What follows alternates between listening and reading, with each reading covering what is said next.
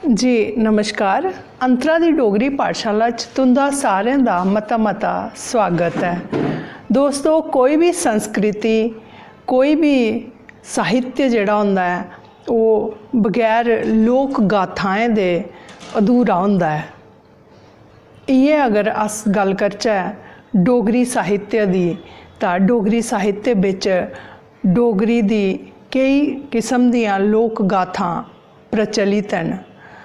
पर अगर अस love stories की गल करचै, डोगरी प्रणय गाथाएं की गल करचै तां उंदी डुग्गर दे साहित्य विच थोड़ी हारी कमी महसूस होंदी है। हालांकि डोगरी दे बड़े सारे गीत ऐसे न जिहड़े नायक नायिका उपर श्रृंगार रस की लेइयै रचे गेदे न।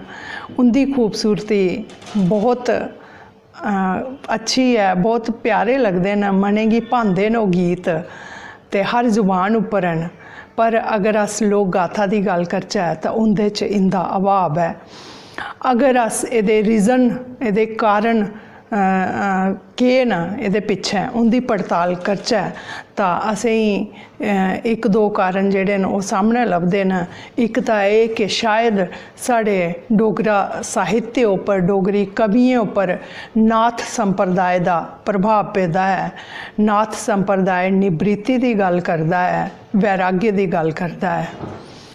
जियां अस दिखचै कि डोगरी साहित्य विच राजा गोपी चंद, राजा भरथरी, राजा रसालू जनेह् जोगियें दी कहानियां जड़ियां हियां ओह गाथाकारें दा आदर्श रहियां और उन्हें इस्सै किस्म दियां कई कहानियां लिखियां।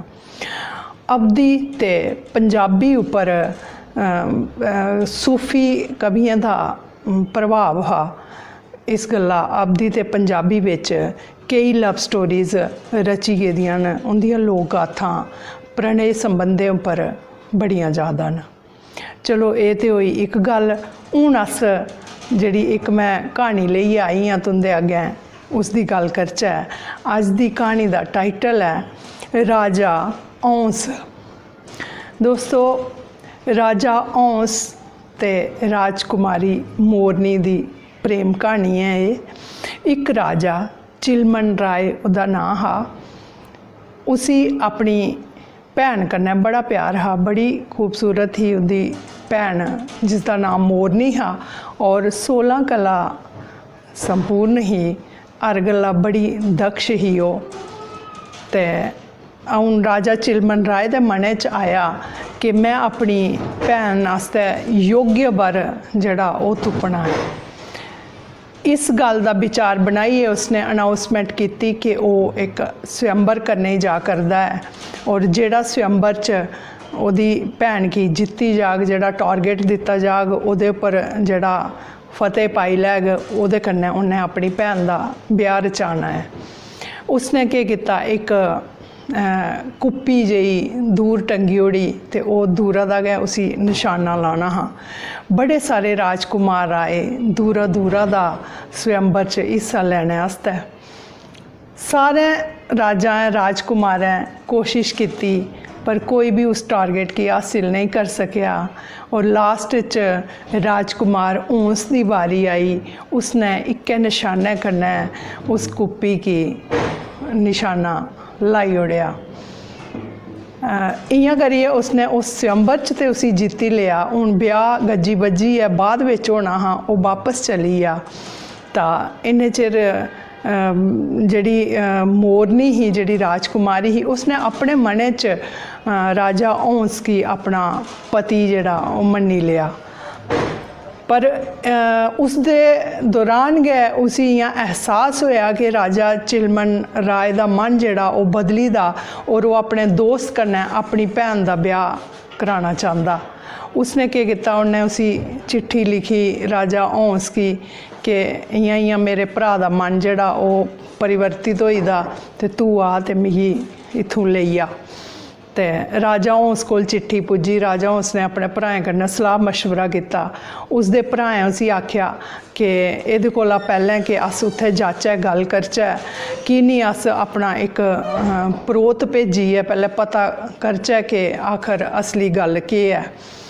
परोत जियां उंदे महलें बिच आया तां राजा चिलमन राय दी जिहड़ी पत्नी ही ਉਹ रानी हंसी ही, वो जिहड़ा हंस हा राजकुमार वो रानी हंसी दा भरा हा। उसने परोत की सद्या ते उसने उसी आख्या कि ये जिहड़ी परिवर्तन मेरे पति दा जिहड़ा मन परिवर्तित होई दा और वो कुदै होर ओहदी ब्याह करना चाहता ते तू जाइए उसी हंस की आख कि आइए ते इसी तू अपने कन्नै लेई आ। परोत वापस गया ठी, उन्हें राजा हंस की सुनाया तो राजा जिहड़ा राजकुमार हंस हा वो आया और वो उसी रानी हंसी ने दोने गी मिलाया, मोरनी गी ते राजकुमार हंस की। राजकुमार हंस ने उसी अपने कन्नै बिठाया तो उसी कन्नै लेई आ। इयां गै चिलमन राय राजा की पता चली आ कि वो जिहड़ी मोरनी जिहड़ी है उहदे कन्नै गेई ठी जां उसी नसाइए लेई आ, वो भी सैना लेइयै उहदे पिछे पेई आ। पर थोड़ा दूर जंदे हे तां जिहड़ी मोरनी ही उसने अपने भरा उपर तीर मारना शुरू कर उड़े। जियां उसने तीर मारना शुरू किते तां राजा चिलमन राय की एहसास होया कि अगर ये तीर मारा दी तो इसका मतलब एदा मन अपना है इत्थे ब्याह करने दा, इसी ये नसाइए नहीं लिया है। तो उन्हें पिछों गै अनाउंसमेंट की कि तुस रुकी आओ तो मैं थोड़ा गज्जी बज्जिए ब्याह करा, मैं थोड़ा इत्थे गै इस स्थान उपर ब्याह कराउना हून गै। फिर रुकीए तो फिर राजा ने उनका दोनों का उत्थे ब्याह कराया। ये ही साड़ी लोक गाथा, प्रणय गाथा कई सालें दी चलदी आवा दी। यही मेरी अज दी लोक गाथा। अगले हफ्ते कोई और कहानी कोई और विषय लेइयै तुहाड़े अगे हाजिर होगी। उसले तक तुस मिगी इजाजत दिओ। बहुत बहुत शुक्रिया, धन्नवाद तुंदा।